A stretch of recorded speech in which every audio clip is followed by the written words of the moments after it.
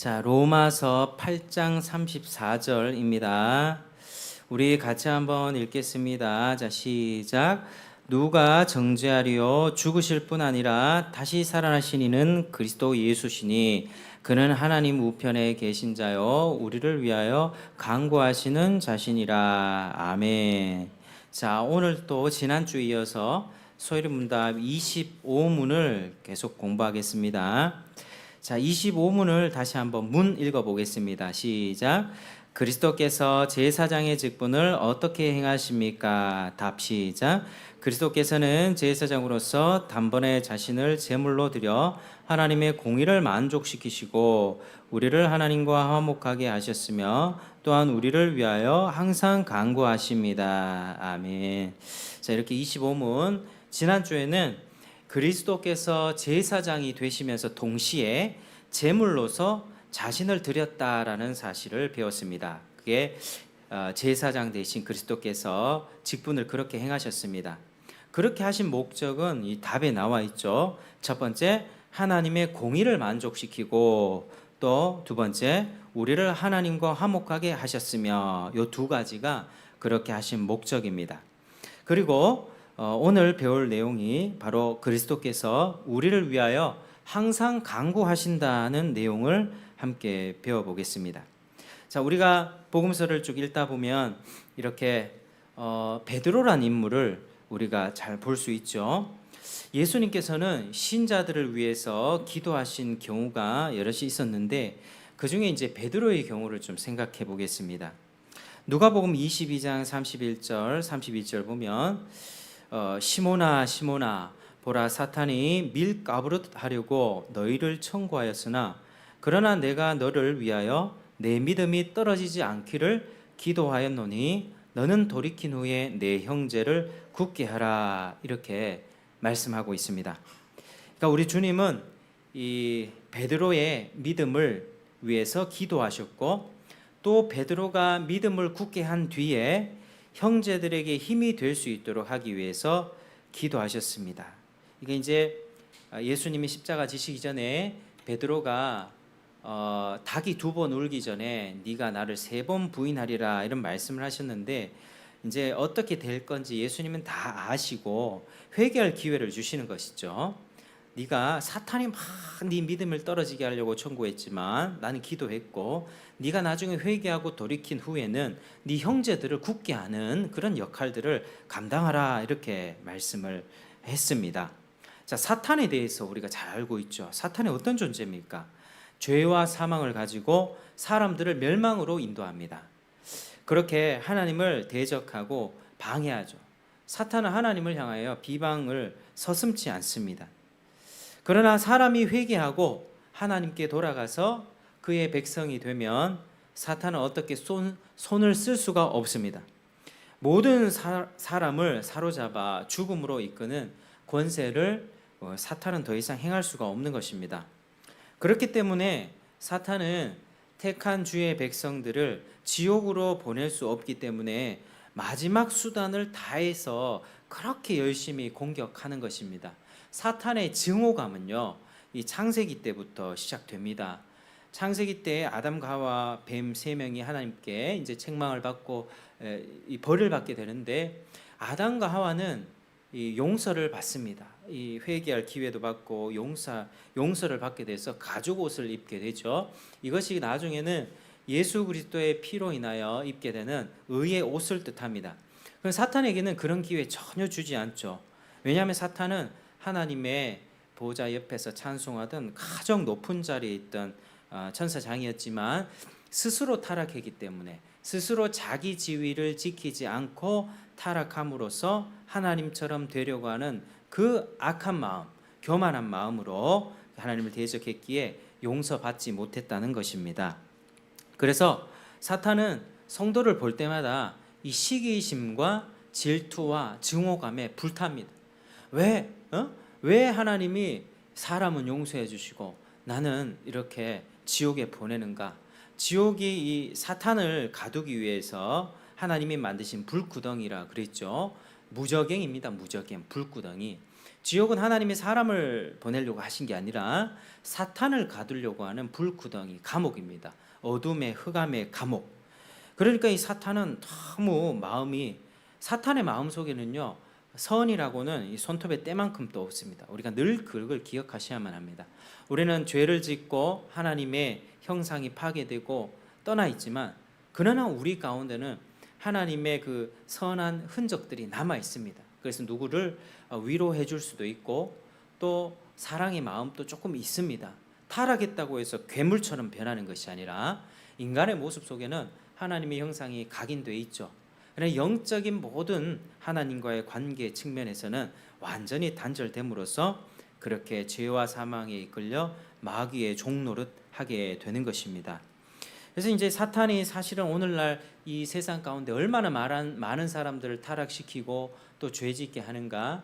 오늘날 또 음란과 또 거룩하지 못한 행실과 또 살인과 폭력과 여러 가지 약물 중독으로 이 세상을 지금 완전히 지옥으로 만들어가고 있습니다. 그래서 이 사탄의 그 역할들이 그렇게 있는데요. 사탄이 성도를 송사할 때는 이렇게 성도의 어떤 잘못과 실수와 죄를 발견하면 그것을 마치 검사가 기소하는 것처럼 그걸 하나님 앞에 계속 고발합니다. 근데 반대편에서 그걸 막아주시는 분이 누구죠? 예수님이죠. 예수님은 변호사, 사탄은 검사, 하나님은 재판관이 되시는데 욥에게 송사를 했죠. 욥이 믿는다고 하지만 그 참으로 하나님을 위해서 믿는 것이겠습니까? 하나님을 사랑해서 그러는 거 맞습니까? 하나님이 욥에게 복을 주니까 그렇죠. 하나님이 욥에게 복을 얼마나 많이 줬습니까? 재산도 주시고 자식도 주시고 이렇게 모든 평탄한 환경을 주시니까, 그러니까 하나님을 찬송하고 높이지. 하나님 그것 좀 쳐보십시오. 그러면 욥도 하나님을 대적할 겁니다. 자기가 복받기 위해서 그렇게 하는 것 아닙니까? 라며 욥을 걸고 넘어지는 것입니다. 그러니까 사탄이 밀 까부르듯 하려고 청구했다는 말은 아주 강한 말입니다. 이 권리가 있어서 요구하도 아주 당당히 얘기를 하는 것입니다. 어떤 성도에 뭔가 잘못이 딱 하나 있으면 그 사람을 자기 수중에 달라고 끝까지 요구하시는 것이죠.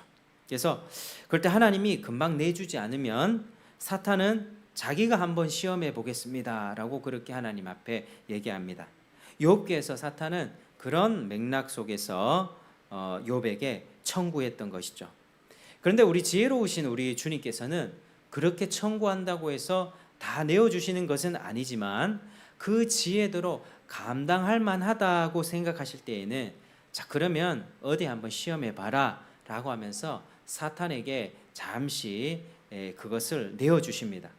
그래서 아주 연약해서 그 시험을 감당치 못하면 하나님이 막아주시지만 어느 정도 감당할 수 있겠다 싶으면 하나님이 그 상황 가운데 자 사탄에게 자 해봐라 이렇게 허락하시는 것이죠. 그래서 하나님은 자신의 지혜와 섭리 속에서 우리의 모든 형편을 아십니다. 우리의 믿음이 어디까지 왔는지, 우리 스스로의 믿음에 대해서 어떻게 생각하십니까? 나는 어느 정도 믿음을 가졌다. 뭐 다른 사람과 비교해서 나는 저 사람보다는 조금 더 낫지. 아니면 나는 부족해. 뭐 스스로 어느 정도 생각하지 않습니까? 그런데 그 무엇보다도 아주 정확하게 우리의 신앙의 깊이와 정도를 아시는 분은 바로 하나님이십니다. 그래서 하나님께서 그 섭리 속에서 우리의 믿음의 정도를 딱 보시고 시험당함을 허락하십니다. 사탄의 요구라도 허락하시는데 그 이유는 그것으로 인해서 우리 안에 있는 불씨를 다시 지펴주기 위해서입니다. 우리 안에 신앙의 능력을 되살려 주시기 위해서 그렇게 하시는 것이고, 마귀를 이기게 하는 그 경험을 주시기 위해서 하나님이 시험을 허락하시는 것입니다. 마귀를 이기고 성도는 그 과정을 통해서 어떻게 됩니까? 더 연단이 되죠. 더 단련이 됩니다. 특별히 우리는 운동선수들 이렇게 보면 자신의 한계를 계속해서 뛰어넘죠. 마라톤이나 뭐 격투기나 축구 선수나 피겨 스케이팅이나 뭐 여러 가지 자신의 한계를 넘고 올림픽에서 메달을 딴 사람들은 그만큼 육체적인 한계를 넘으면서 멘탈이 강합니다. 그래서 어느 한 운동 분야에서 성공했던 사람들을 보면 다른 분야도 보면 잘하는 것을 볼 수가 있습니다. 그만큼 멘탈이 단련된 것이죠. 근데 어느 것 조금 하다가 포기해버리고 이거 하다가 포기해버리고 이렇게 늘상 살던 사람은 이 직장 다니면서 포기해버리고 아이 저 직장 가지 이 일 포기해버리고 포기 그렇게 살아가게 되는 것입니다. 하나님은 우리에게 시험과 연단을 주시는 이유가 바로 그 과정을 통해서 우리의 믿음을 강하게 하시고 우리를 정금보다 더 빛나게 하시려고 그렇게 허락하시는 것입니다. 우리 가운데 혹시 그런 어려움과 시험의 순간들 겪고 있지 않습니까? 그래서 하나님의 섭리의 관점으로 다 이해할 수 없지만 하나님의 관점으로 자신의 삶을 잘 해석하는 눈을 가지게 되길 축복합니다. 그럴 때 우리는 이 과정을 인내하며 통과할 수 있습니다. 하나님이 나를 사랑하셔서 나를 정금같이 예전에 우리 많이 불렀던 찬성 나의 길 오직 그가 아시나니 나를 단련하신 후에 내가 정금같이 나오리라. 우리는요 불순물이 참 많이 끼어 있거든요. 우리 속에는 저를 봐도요 제 속에는 선한 게 별로 없습니다. 선한 게 별로 없고 늘 그 상황이 되면 우리 곰팡이가 따뜻한 환경에서 습하면 바로 피지 않습니까? 곰팡이를 이렇게 그냥 물걸레로 해놓으면 그 다음날 또 핍니다. 식초하고 베이킹소다 섞어갖고 없애야지 없어집니다. 그러니까 이제 우리는요 마치 곰팡이가 피는 것처럼 그 환경만 딱 되면 우리 마음의 죄성과 만나게 되면 그게 뭉게뭉게 꽃이 핍니다. 구름이 피듯이. 그러니까 우리가 얼마나 죄악된 존재인지 스스로 아는 것이 필요하죠. 그래서 하나님은 이런 과정을 통해서 우리의 죄악성을 드러내시고 불순물을 다 없애주시고 우리 버림받은 우리 영혼을 참 고아와 같이 그렇게 버림받았던 핏덩이와 같은 우리들을 안으셔서 자기 자녀 삼으시고 하나님이 먹여주시고 재워주시고 키워주시고 옷 입혀주시고 모든 축복을 베풀어 주시면서 우리를 하나님 나라에 이끌어 가시는 그 하나님의 놀라운 사랑이 정말 놀랍지 않습니까? 하나님의 그 사랑을 생각하면 어떻게 나 같은 죄인이 이렇게 구원받아서 지금 목사가 되고 사역을 하는 이 순간에도 참 내 마음을 보면 깨끗하지 않고 죄가 많이 있음에도 불구하고 하나님 나를 치지 않으시고 더 많이 끝까지 참으시고 또 내 남아있는 인생이 얼마 될지 모르겠지만 주님께서 나를 끝까지 책임지신다는 그 사실이 참 감사한 것이죠. 그래서 시험과 역경과 환난과 시험이 오면 어려움이 닥치면 하나님께 먼저 감사하시길 축복합니다. 어려운 일이지만요 우리가 하나님의 손안에 있습니다. 하나님의 손안에서 모든 게 일어납니다. 내가 참 어떻게 이런 일이 일어날 수 있어? 내 삶이 어떻게 이렇게 망할 수 있어? 막 고개를 흔들며 막 이런 상황에서도 하나님의 손안에서 모든 것이 퍼즐이 맞춰가면서 움직인다라고 하는 것이죠. 그렇게 베드로가 시험을 받은 것입니다. 베드로는 예수님을 붙잡혀가는 모습을 보려고 대제사장의 집으로 따라 들어갑니다. 그리고 뜰 가운데 불을 피우면서 손을 쬐면서 앉아 있었죠. 사람들이 그를 보면서 저자는 예수와 같은 편이야 라고 말하기 시작합니다. 그것도 여종들한테요. 당시 여자들은 남자의 재산으로 취급이 되었고 별 볼 일 없는 그런 인간 이하의 여자도 그랬고요, 아이도 그랬고 노인도 그랬습니다. 그 시대에 고대 시대에 그랬습니다. 그러니까 성경 저자들도 기록할 때에 남자의 숫자를 이렇게 카운트하고 그렇게 했던 것이죠. 그 시대에 살았던 여성들은 참 힘들었을 것입니다. 그런데 이제 그 여성들이 그 여종이 베드로를 보면서 이 사람 예수와 같은 편이에요 이렇게 얘기하는 거 보면서 베드로가 겁을 먹기 시작하죠. 그렇게 사람들이 베드로를 고발하니까 이 일을 3번이나 그렇게 하는데 그때마다 베드로는 예수를 모른다고 부인했습니다. 3번째는 저주를 하면서 부인했는데 우리가 이 부분을 성경을 자세히 좀 안 읽으면 예수님을 저주했다 생각하는데요, 자기를 저주한 겁니다.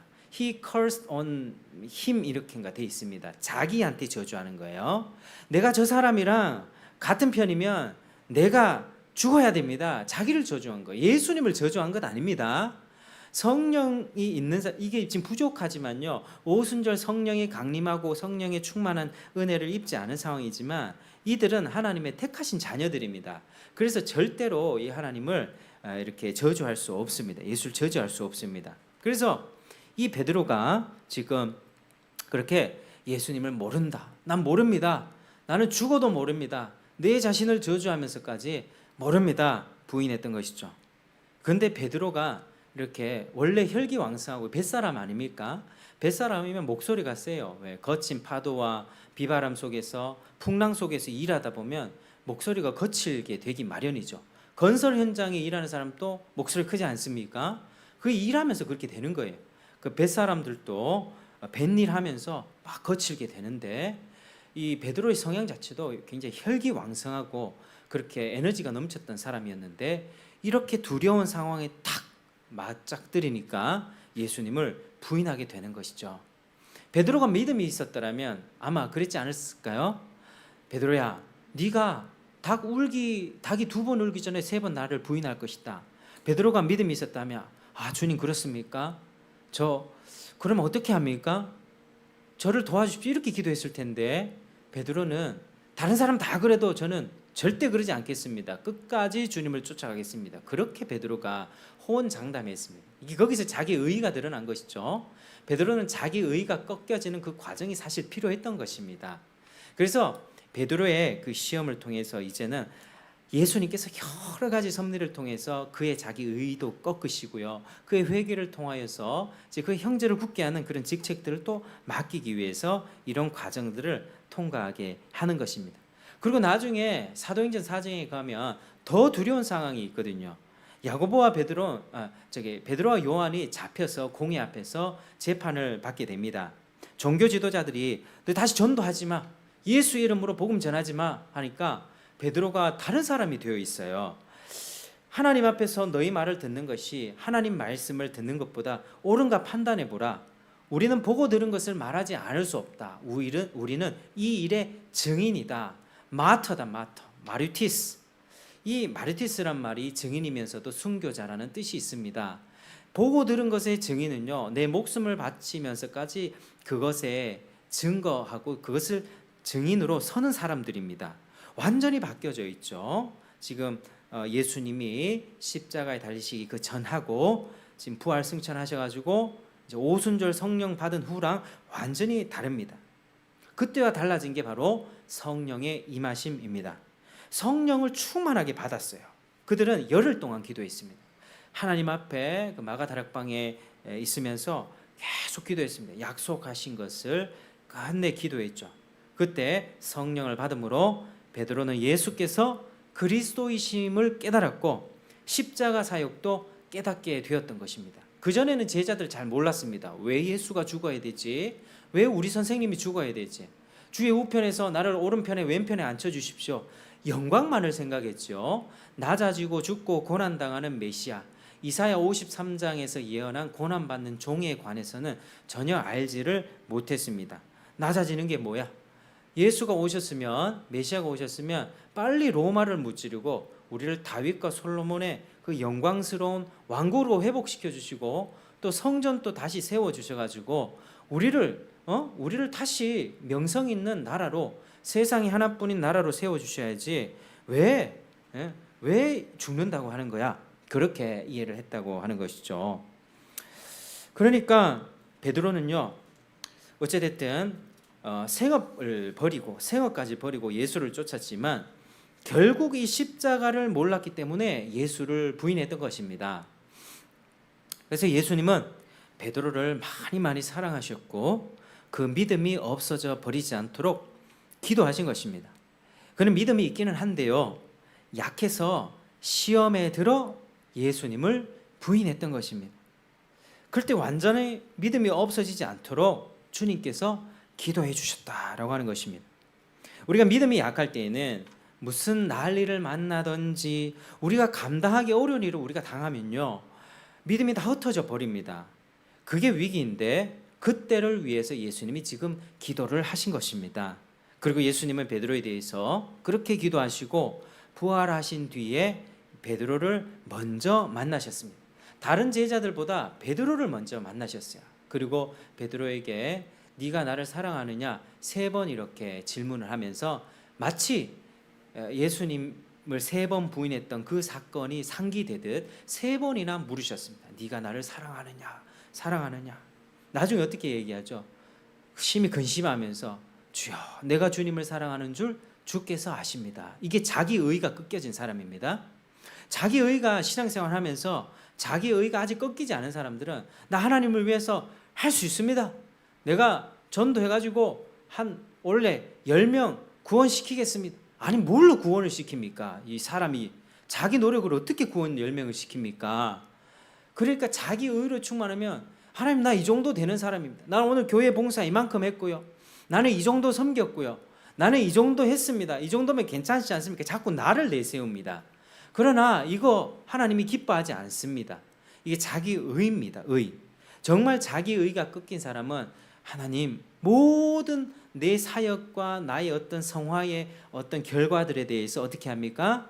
모든 것 다 하나님이 하셨습니다. 하나님이 하셨습니다. 그리고 어떤 일을 앞두고 어떻게 기도하게 되죠? 하나님 내 힘으로는 감당할 수 없습니다. 내 힘으로 오늘 하루의 삶을 감당할 수가 없고 집안에서 일어나는 영적인 전쟁 감당할 수 없고 사역의 현장, 전도의 현장에서 하나님 내 입을 열어서 전도를 할 수 없습니다. 주 내 입술을 주장하시고 내게 용기와 담대함을 주셔서 주님 힘을 주십시오라고 기도하게 되는 것입니다. 그러니까 자기 의가 충만한 사람은 기도를 안 해요. 왜? 자기 힘으로 할 수 있으니까. 내 힘으로 해보겠습니다. 내 힘으로. 제가 옛날에 예전에 잠시 교제했던 케냐 같이 다녔던 목사님이 있는데요.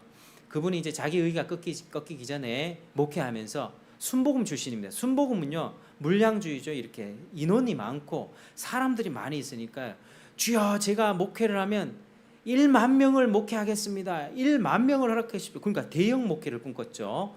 그 이제 여의도 순복음교회처럼. 근데 그 목사님이 이제 자기가 확 꺾이고 십자가의 자아가 다 못 박힌 다음에 이제 고백하기를 주여 1만 명이 아니라 1명만이라도 목회를 하기를 원합니다.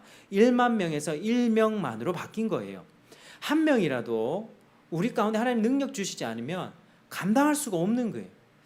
그래서 하나님 저도 이렇게 목회를 이제 시작하면서 개척을 하면서 하나님께 하나님 몇 명을 주세요 이런 기도 사실 잘 못하겠어요. 왜냐하면 하나님이 저희 어떤 믿음의 분량과 그런 것들을 아시기 때문에 하나님이 알아서 주셔야 하고 또 하나님께 그저 기도합니다. 하나님 저를 통해서 우리를 교회를 통해서 구원받아야 할 주의 백성들, 자녀들, 어린아이들 그 부모들 있으면 보내주십시오. 저는 나가서 전하고 또 아이들 데려와서 세소식반하고 그렇게 할 따름입니다. 하나님이 보내주십시오.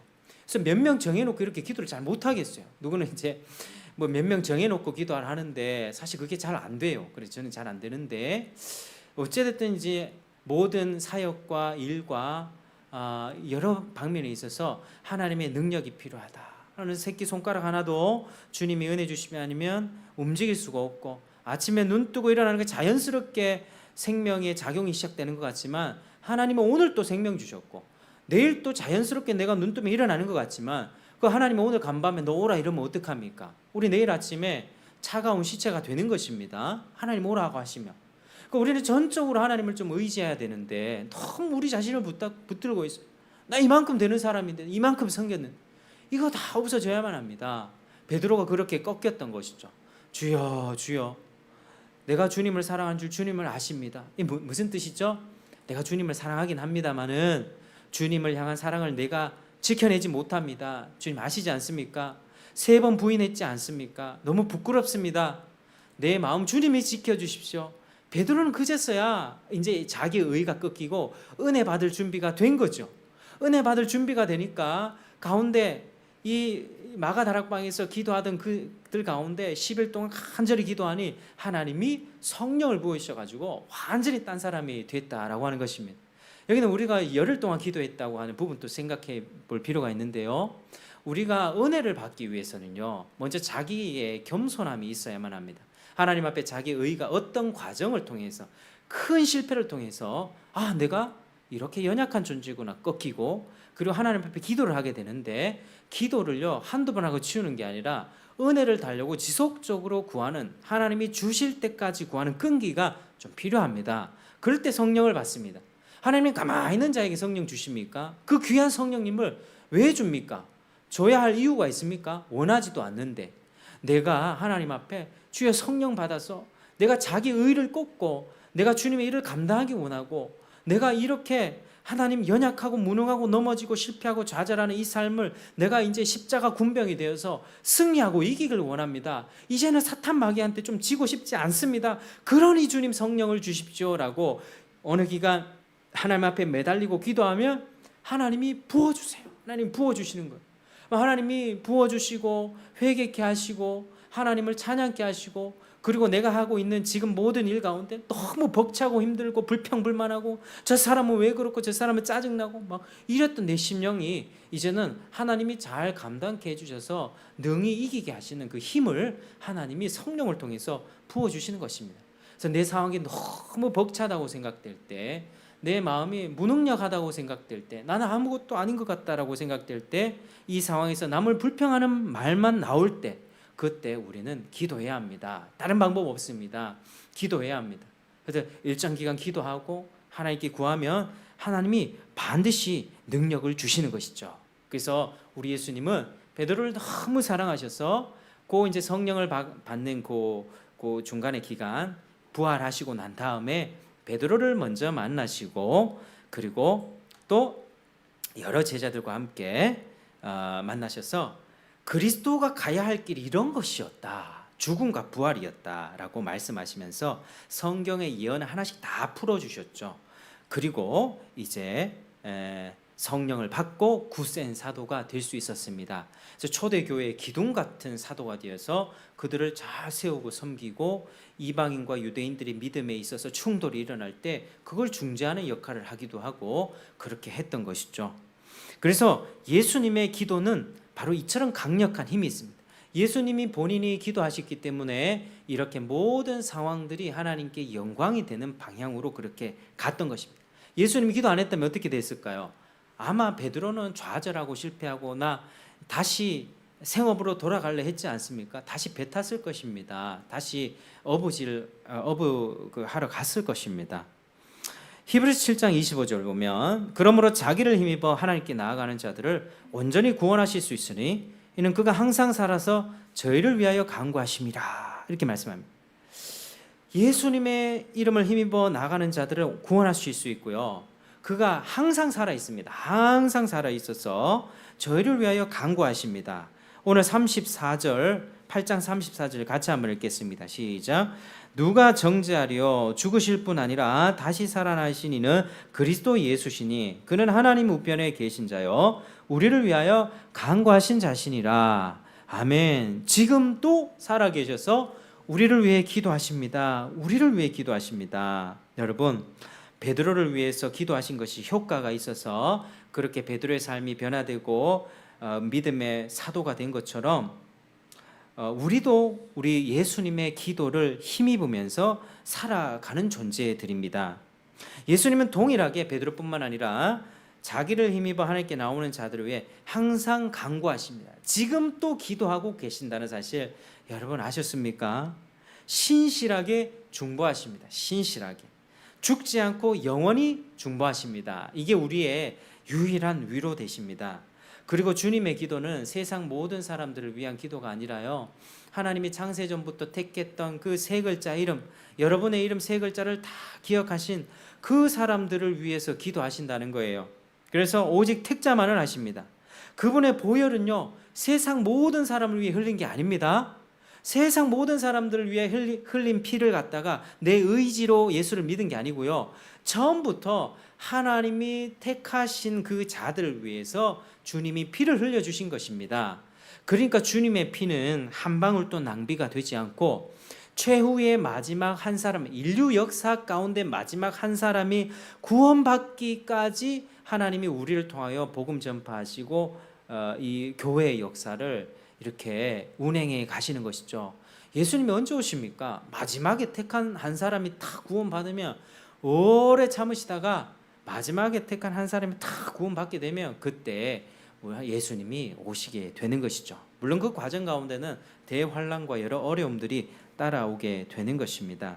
여러분, 우리 주님의 사랑을 기억하시길 바랍니다. 우리가 예수를 믿고 여기까지 온 것, 내가 여기까지 온 것 다 내가 열심히 산 것 같기도 하고, 물론 하나님의 은혜라고 얘기하지만 또 나의 또 공로와 또 내가 그만큼 열심히 노력했으니까 또 그렇게 열매를 맺은 것 같지만, 또 시련이 왔을 때도 어떻게 극복하고 넘어진 것 같지만, 그거 사실 주님이 우리를 위해서 기도하고 있었기 때문에 우리가 그렇게 살 수 있는 것입니다. 주님의 주권을 인정하시길 바랍니다. 자, 따라하시겠습니다. 모든 것이 주의 은혜입니다. 모든 것이 주의 은혜입니다. 우리가 똑똑하고 부지런해서 그런 거 절대 아닙니다. 영광스러운 하나님 보호자 우편에서 나를 위해 기도해 주시는 주님의 중보 때문에 내가 지금까지 버티고 살아가고 있는 것입니다. 아니면 우리는 이미 지옥에 떨어졌을 것입니다. 주님이 우리를 붙들어 주고 계십니다. 주님이 때로는 격려하는 사람들을 보내주세요. 예상치 못하게 믿는 사람들을 만나게 해주시고요. 말씀을 잘 배우도록 또 말씀 교사도 붙여주시고요. 믿음의 공동체를 또 만나게 해주시고, 때로는 기적적으로 꽈마귀를 보내주시기도 합니다. 그분의 섭리로 우리 믿음이 지금까지 유지될 수 있는 것입니다. 보십시오. 주님 없는 인생들이 얼마나 어두운 가운데 삽니까? 지금 밖의 세상은 어떻게 삽니까? 사람들이 우울하고 절망스럽고 분노스럽고 혈기를 부리며 칼부림치며 그렇게 살지 않습니까? 사탄에게 속한 자들이 사탄에게 매여서 죄와 사망 가운데 그렇게 살아갑니다. 여러분, 그분의 중보로 우리가 지금까지 살아왔고 또 앞으로도 그분의 중보 때문에 살아갈 수 있음을 반드시 기억하시길 바랍니다. 그분의 중보로 우리는 의롭다함을 입었습니다. 그분의 중보로 성령을 받았습니다. 그분의 은혜로 성화를 이루어갈 수도 있으며, 죄를 지었다 할지라도 다시 일어서서 은혜의 보좌 앞에 염치 없지만 하나님 다시 붙잡습니다. 왜? 그분은 우리의 변호사가 되시기 때문이죠. 그분은 검사가 아닙니다. 사탄은 검사예요. 너 이게 죄 지었지? 하나님 얘 죄 지었어요. 얘 벌 내려야 됩니다. 우리 예수님이 옆에서 변호하세요. 변호. 하나님, 제가 인간으로 있을 때 인간의 연약함을 너무나도 잘 압니다. 하나님 긍휼을 베풀어 주십시오. 이 영혼이 나를 의지하고 주님께 나아가지 않습니까? 우리 주님께서는 자신의 피를 의지해서 나오는 그 모든 영혼을 불쌍히 여겨주십니다. 불쌍히 여겨주십니다. 이게 너무 은혜가 되는 거예요. 그렇지 않았으면 우리는 모두 지옥에 갔을 텐데, 참 하나님의 은혜의 보좌 앞에 휘장이 찢어지고 지성소에 내가 직접 들어갈 수 있는 이 은혜를 받은 것이 얼마나 큰 축복인가를 다시 한번 기억하게 되는 것입니다. 우리는 누구에게도 정죄받지 않습니다. 누가 정죄하겠습니까? 여러분, 진짜 내 인생 가운데 내가 어떻게 이런 죄를 지었지? 과거에 생각해 보면 그런 죄악된 순간들이 하나님이 빛을 가리고 심각한 죄를 지었던 적이 있을 것입니다. 물론 저도 있습니다. 부끄러운 순간들이 있습니다. 그런데 우리는 그 누구에게도 정죄받지 않고 은혜를 지속하며 열매를 맺게 되는 것입니다. 이게 하나님의 은혜예요. 하나님의. 결국에 이 은혜는 지속되다가 심판날에 사면받고, 너 하나님의 자녀야. 예수 그리스도 안에서 내가 택한 사랑하는 자녀야. 사탄이 아무리 정죄하고 기소를 해도 그 영혼 하나님이 천국 보내주십니다. 예수 그리스도의 공로로 의의 옷을 입혀주시고 주님의 오른편에 서서 하나님의 영광을 찬양하게 될 것이고요. 우리는 영원한 하나님 나라에 들어가서 정말 고개를 들 수 없을 만큼 부끄럽지만 주님을 찬양하게 될 것입니다. 다른 사람과 다를 바가 없었거든요. 왼편에 있던 염소들과 양들 차이가 없습니다. 차이가 뭡니까? 예수의 피로 씻김 받았느냐 아니냐, 그 차이밖에 없습니다. 지었던 삶의 모든 삶의 과정을 마치 필름 펼치듯이 영화 보듯이 다 펼쳐보면요, 똑같아요. 똑같아. 우리는 어떻게 구원받았나? 그리스도의 피로, 6월절 어린 양의 그 피로 구원을 받았고 심판을 피하게 된 것이죠. 누가 정죄하리요? 죽으실 뿐 아니라 다시 살아나신 이는 그리스도 예수시니 그는 하나님 우편에 계신 자요 우리를 위하여 간구하시는 자신이라. 아멘. 여러분, 이 예수님의 은혜를 붙드시길 축복합니다. 괜찮아요. 과거에 슬픔과 좌절이 있었다 할지라도 괜찮습니다. 다시 일어나시고 주님을 붙드시길 바랍니다. 심판날에 사면받고 주님의 영광의 나라에 들어가게 될 그 영광의 순간을 소망하시길 바랍니다. 주님께서 오늘 또 우리를 붙들고 계십니다. 믿으시길 바랍니다. 우리 함께 기도하겠습니다. 하나님 감사합니다. 오늘 또 주님 죄로 인해서 죽을 수밖에 없는 주여